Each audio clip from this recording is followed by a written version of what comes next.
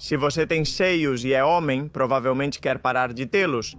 Esse problema não acontece apenas com você, pode afetar até 70% dos homens em algumas fases da vida. Apesar da crença popular, nem sempre é gerado por excesso de gordura e alto peso corporal. Pode ser um sinal de doenças subjacentes importantes, como alterações no fígado ou rins, e entre suas causas podem estar algumas inesperadas, como o shampoo com o qual você lava o cabelo.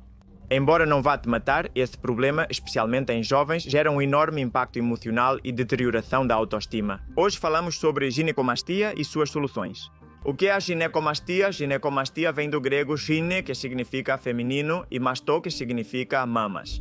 É o aumento do tecido glandular mamário no homem, frequentemente associado a dor na região, sensibilidade ou desconforto.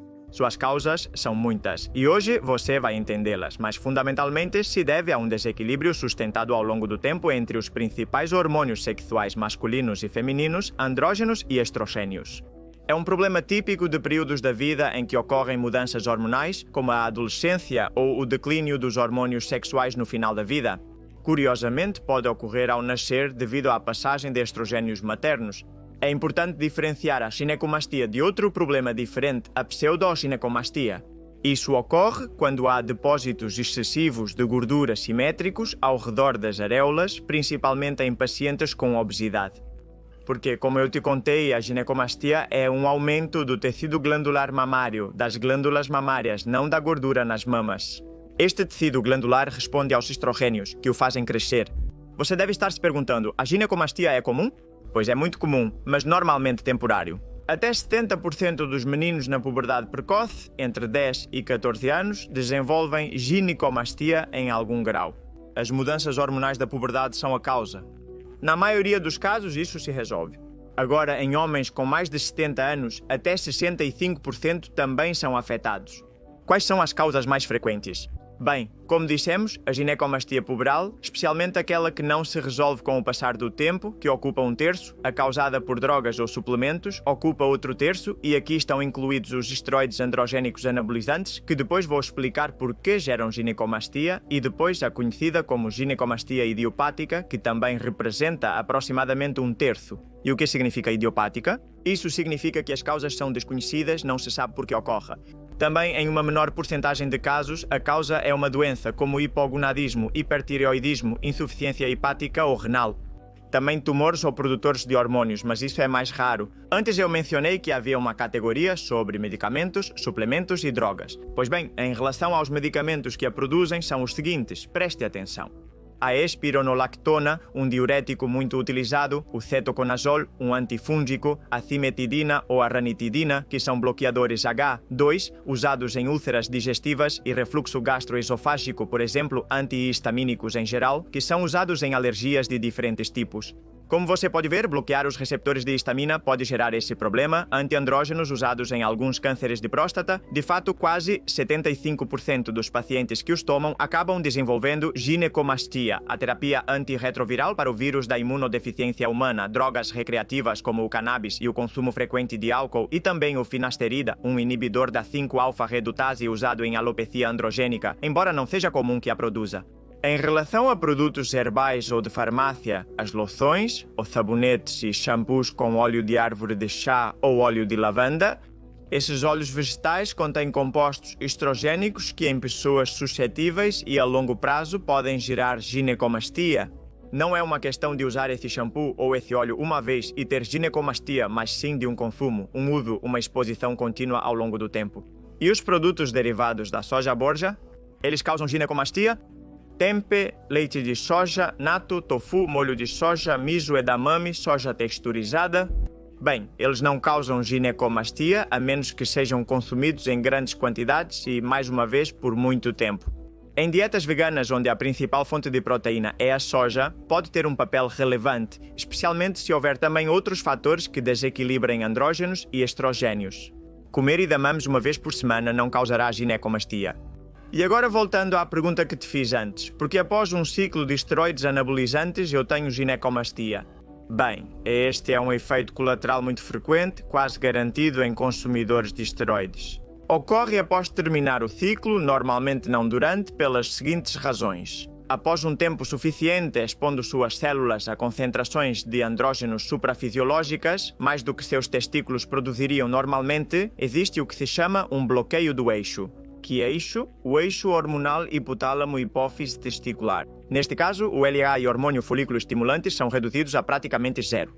Lembre-se que o LH é necessário para produzir testosterona de forma natural.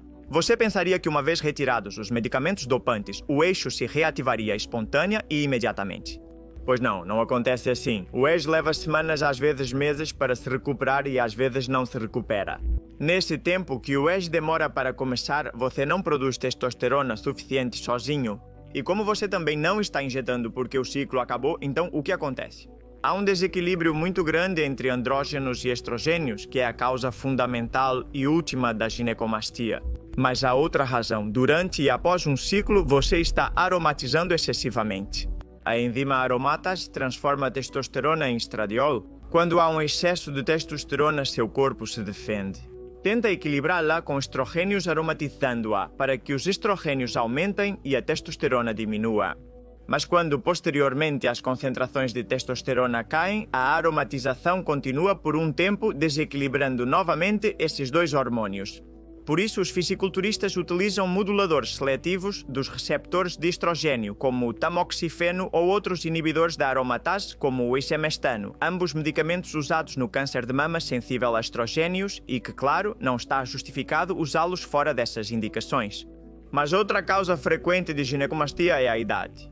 Conforme passo a década dos 50 e 60, meus seios vão ficando mais volumosos, maiores, pouco a pouco. Porque a ginecomastia aparece conforme você envelhece. A proporção de estrógeno-testosterona simplesmente aumenta com a idade. Embora não tenhamos uma andropausa tão clara quanto a menopausia nas mulheres, nossos testículos não são os mesmos aos 30 que aos 70 anos, certo? A produção de testosterona diminui gradualmente, desequilibrando a proporção. A isso contribui o fato de que somos populacionalmente cada vez mais obesos e quanto mais gordura, mais aromatização e mais estrogênios. Também a maior presença de pseudoginecomastia, que muitas vezes é confundida com a verdadeira ginecomastia. Sem mencionar que à medida que envelhecemos, temos cada vez menos massa muscular e fazemos pouco ou nenhum treinamento de força. Lembre-se que o treinamento de força te sensibiliza aos andrógenos, fazendo com que eles se acoplem melhor ao receptor de andrógenos. E não podemos esquecer a exposição progressiva a disruptores endócrinos, muitos deles, como os microplásticos, são difíceis de eliminar pelo nosso corpo e têm um efeito acumulativo, então você vai ter uma quantidade maior com 80 anos do que com 20. E termino com um maior uso de medicamentos na terceira idade. Dentre os mencionados anteriormente, muitos deles podem produzir ginecomastia, como você sabe. E agora vamos ver o diagnóstico. Como sei se tenho ginecomastia? Pois não é um diagnóstico difícil. Na verdade, você sabe olhando-se no espelho. O mais importante por parte do médico é o exame físico, que deve se concentrar em explorar o tecido glandular não gorduroso na região sub- e periareolar. Se houver dúvidas ou para quantificar melhor, pode-se fazer uma ultrassonografia mamária. E tudo isso deve ser apoiado por um estudo analítico que inclua prolactina, hormônio estimulante da tireoide LH, hormônio folículo estimulante globulina de ligação a hormonas sexuais testosterona e estradiol. Lembre-se de descartar doenças que causam ginecomastia através de exames direcionados para esse objetivo. O que posso fazer se tenho ginecomastia? Bem, vamos ver os hábitos de vida. Existem fundamentalmente 4 coisas que você pode fazer para melhorar substancialmente este problema sem recorrer a tratamentos médicos. A primeira e mais importante é perder gordura corporal. Isso não apenas eliminará depósitos de gordura que contribuem para essa pseudoginecomastia, mas também otimizará a relação entre testosterona e estrogênio, além de reduzir a aromatização do primeiro. E você não precisa ficar com 8% de gordura. Muitas vezes, ao perder 5 a 10 quilos, a ginecomastia é resolvida completamente ou quase completamente. O segundo hábito que você deve implementar é o treinamento de força. Desenvolver seus músculos peitorais é a melhor coisa que você pode fazer para disfarçar esse tecido glandular que ficará mais apertado e distribuído se houver um abdômen muscular forte por baixo. É por isso que a ginecomastia em fisiculturistas costuma ser bastante disfarçada, ou pelo menos muito mais do que em pessoas não esportistas. Depois, afaste-se dos produtos de farmácia que mencionamos, especialmente o óleo de lavanda ou os shampoos com lavanda. A lavanda é um suplemento que, quando tomado oralmente, pode melhorar a ansiedade, mas retire-o se você tem esse problema. e é óbvio que se afastar dos anabolizantes é um requisito necessário para evitar a ginecomastia. Por último, a alguns pacientes ajuda a disfarçar usando roupa íntima ou um top mais apertado, embora isso seja algo muito pessoal. E qual é o verdadeiro tratamento para a ginecomastia? Bem, às vezes o que precisamos fazer é simplesmente observar.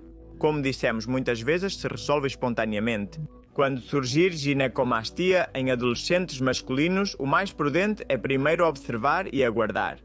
Quando eu devo começar a dar uma solução? Quando passam mais de 12 meses e continua igual ou pior e, além disso, já terminou a puberdade. Depois do tratamento médico com antiestrogênios como tamoxifeno ou haloxifeno. Também foi usado às vezes o clomifeno. Embora nem sempre funcionem, um ciclo terapêutico de 3 a 6 meses com antiestrogênios é adequado quando a opção cirúrgica não é considerada. E, por último, a cirurgia, que nunca deve ser feita antes da puberdade, pois o tecido glandular pode voltar a crescer se a mesma não for concluída. Se o problema já está causando uma condição psicológica importante ou não tem uma solução clara, o tratamento mais definitivo e eficaz é o cirúrgico, realizado normalmente por cirurgia plástica e reconstrutiva.